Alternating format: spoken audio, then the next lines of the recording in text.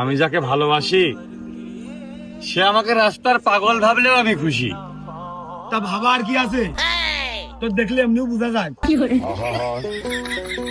আমি পারি না আর পারি না। এই রাস্তার পাগলের সাথে কেউ কোনোদিন প্রেম প্রীতি করে বা বিয়ে শাদী করে নিজের জীবনটা কি নষ্ট করতে চাই? মানুষজন আর্মি চাকরি পাচ্ছে, বিডিআর চাকরি পাচ্ছে, বড় বড় সরকারি কর্মকর্তা আছে, তাকে জীবনে পূর্ণতা পাচ্ছে না, তোমার রাস্তার পাগলের জীবনে পূর্ণতা পেয়ে যাবে না।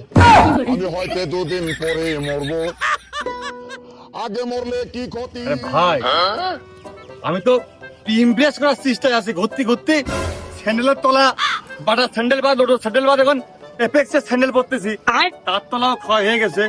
তার মনে হচ্ছে আমার জন্য একটু মানে সহানুভূতি ক্ষয় হয়ে আমার মুখে আসেনি। কি করব, দুনিয়ার কবি সাহিত্যিক উপন্যাস সবার বিভিন্নতা পড়িয়ে মরিয়ে একটা লাইন করে একটু একটু রাজি করানোর চেষ্টায় আছি, বুঝিস না? আচ্ছা, তার মানে তুই আবার কাটা ঘাড়ের মধ্যে লবণ চাইলে মারতেছিস, মধ্যে আবার শুকনো শুকনো ঝালের গুঁড়ো চাইলে মারতেছিস। আরাম করে ফাইজলামি না ঠাবে বেরিয়ে কাজ করে খাও। টাকার অভাবে মোটা লবণ খাচ্ছি, গরুর দিচ্ছে, আমি নিজে খাচ্ছি। আবার ওদিকে ঝালের গুঁড়ো 450 টাকা কেজি, তোমার আমি ছেলে মারতে দেবা না।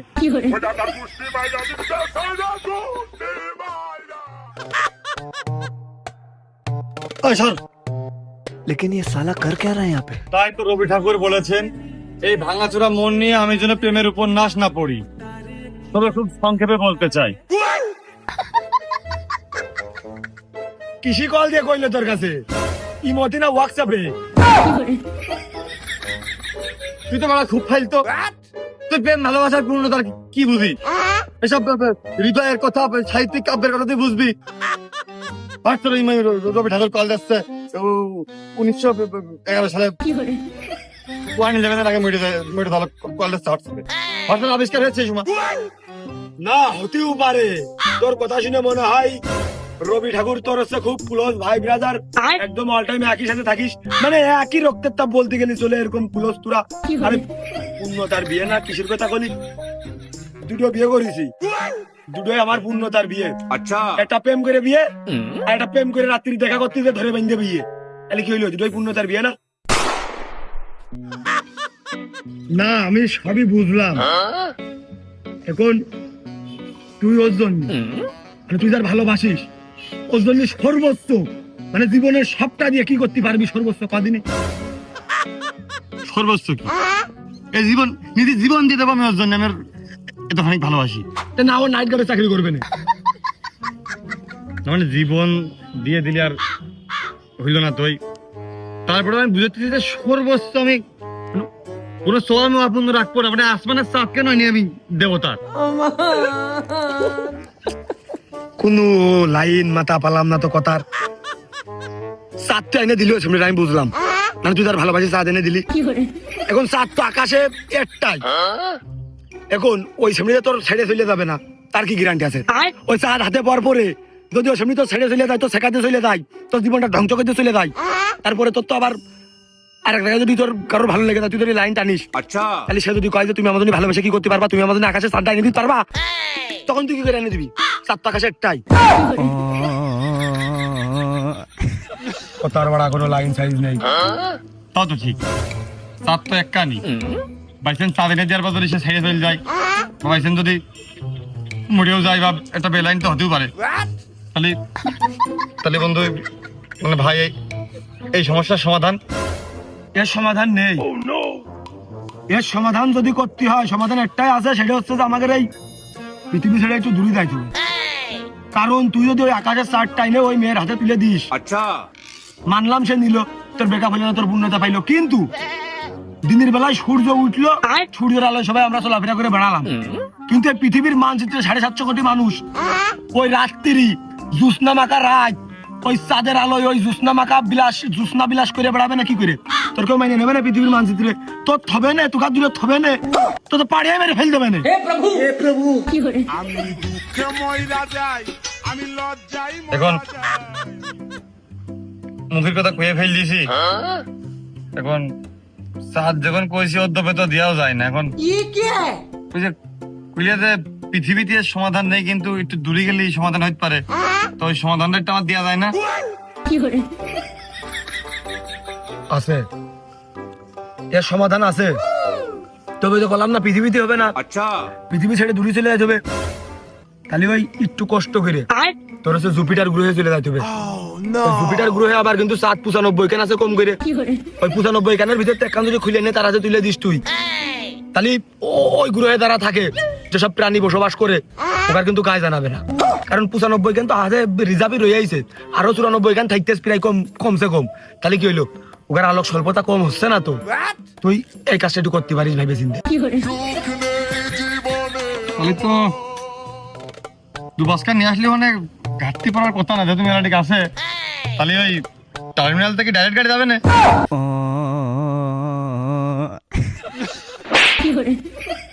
হালা তোমার বেলেডাঙ্গার বেলে মাঠে দুই কাঠা জমি নাই, 200 টাকা জমি নাই, তুমি জুপিটার গ্রহে যা সাত খুলে নিয়ে আসতেছো।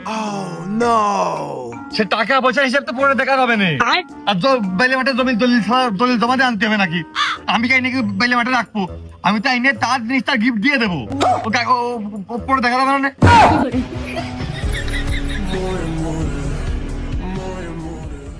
এই জুপিটার গ্রহ কোনে তুই চিনিস ভালো করে? তা আমার চিনতে হবে, আমি কি হাইটিয়ে যাবো? ড্রাইভার চিনলি হচ্ছে না, তোমার গাড়িতে একবার ডাইরেক্ট টিকিট কেটে উঠে দিবি না? ও আর না হলে তুই আমার সাথে গেলি, তোর গাড়ি ভাড়ার টাকা আমি দিয়ে দিলাম, আর আসার সময় তোর গাড়ি একবার ডিরেক্ট রিজার্ভ করে নিয়ে বাইন্দে নিয়ে চলে আসলাম।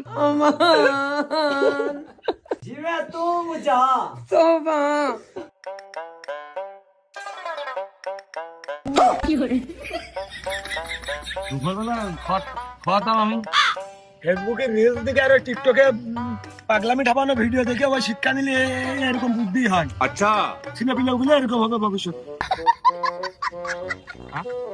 ছেলে পিলে মেলাদের বন্ধু মনে মনে না হয়ে গেছো। এই গেলি সব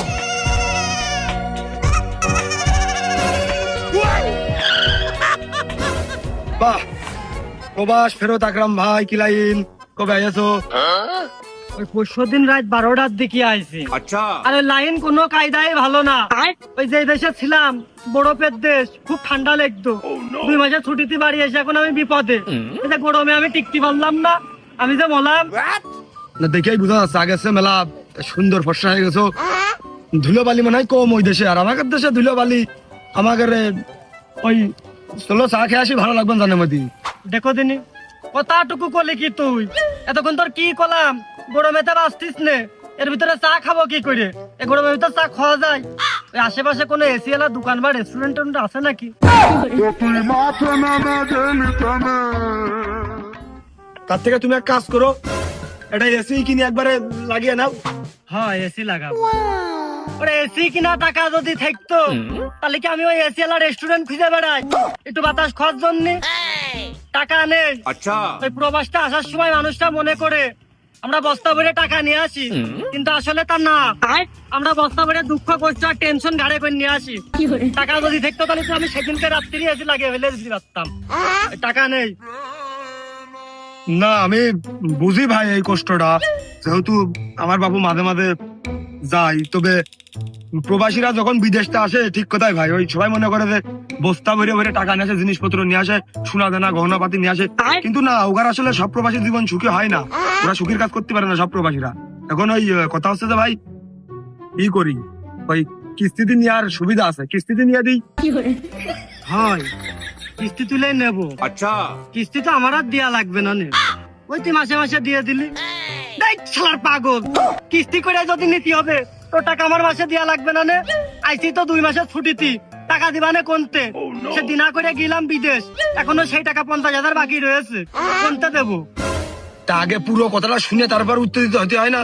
জানমান থাকে 2 মাসের ছুটিতে আইছো, তুমি কিস্তি তুলে মনে করে এসি ঘরে লাগাইলে, এই 2 মাস তুমি আরামে এসে ঘরের মধ্যে শান্তি করে ঘুমাতে পারলে, ঘরের মধ্যে থাকলে। আচ্ছা এই বের প্রথম কিস্তি দিতে পারলে না, একটু চাপ দেবে, সমস্যা নেই, পরে কবে দ্বিতীয় কিস্তি 2বারে দিয়ে দেবো। ওর কথাকে তুমি নিলে, এবার দ্বিতীয় কিস্তি তখন দিতে পারলে না, এই বের কি করবে? কিস্তি তখন আসার আগ মুহূর্তে সেদিন আগে মনে করে চলে গেলে বিদেশ, তাহলে তোমার ঘরটা এসে এসি খুলে নিয়ে গেলো, তোমার তো আর খুঁজে পাইলো না, কোনো চাপ নেই তো। তাহলে टूटा टूटा एक परिंदा ऐसे टूटा। বেশ বুদ্ধি এসছে তোর মাথায়। তুই তো আগের মতো সে আওলা ধালা পাগল আর নেই। তুই দাঁড়া, আমি বাড়িতে যেতে ভাবির কাছ থেকে ভোটার আইডি কার্ডটা নিয়ে আসি।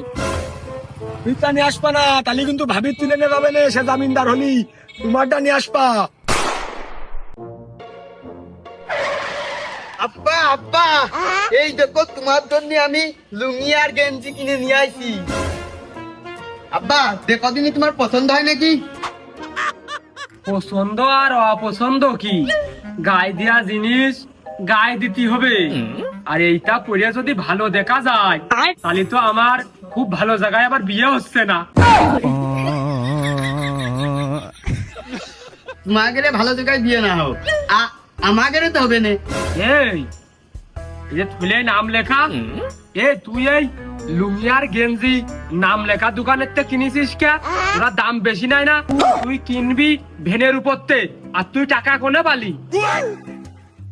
ওর বাড়া, তাও খুশি না।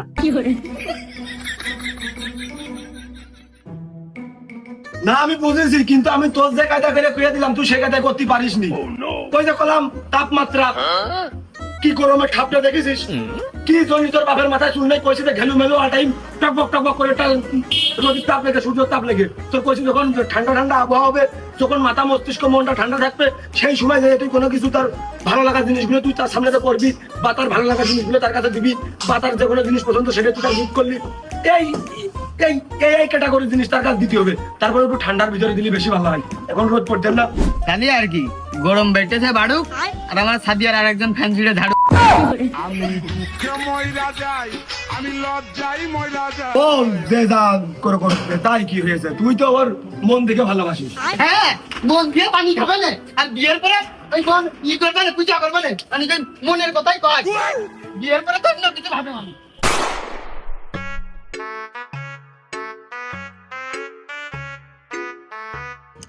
এই আব্বা গোসল করতেছে, এই একটা সুযোগ। আব্বা যেই মাথায় পানি নেবে তখনই যে আমি কথাটা কব। আচ্ছা আব্বা, তুমি যে পাকে পাকে বাজারে যাও না চা খাতে, তোমার আর কষ্ট করে যাতে হবে না। এই দেখো তোমার জন্য কেটলি আর হাড়ি নিয়ে দিলে আইছি, তোমার আর কষ্ট করে যাতে হবে না, পাঁচ মাটি সব নিয়ে দিলে আইছি। তুমি খুশি হওনি কও? আরে এক কাপ চা খাওয়ার জন্য এক কেটলি পানি গরম করতে হবে, 20 মিনিট হুমায়ু অপচয় করতে হবে, আবার ওই চিনির বয়েম আলাদা, পাতির বয়েম আলাদা, আবার নিজেরই বানিয়ে খাতি হবে। এই তুই কাজ চুপ করেছিস কি? এত টাকা তুই কোনে পালি? তুই আগিয়ে আয়। আব্বা তোমার জন্য আমি সব করি, তোমার জীবনে সবই দেখলাম, কিন্তু খুশি কোনো সময় দেখলাম না। খুশি তোর ছোট খালা, এ তো আমার আর হইল না। তুই দেখবি কি করে? লাস্টে ওই আমার ওই হাসির বিয়ে করা লাগলো। আমি পারি না আর পারি না। আব্বা আজকে তুমি কোনো কাজকর্ম করবা না, যে কাজকর্ম করার দরকার আমার কবা, আমি সব করে দেবো, তুমি শুধু একটু হাসপা। এই অত বকিস নে, না বইকে বাজারে যা, বাজারে যে কাপড় কাঁচা পাউডার কিনে নিয়ে আসকে যা। ঘুর বাড়া, যে যা কইলো জীবনে সব করলাম আমার আব্বা একটু খুশি রাখার জন্য, তা আমার আব্বা কোনোদিন আমার বারে খুশি হইলো না, মনটাই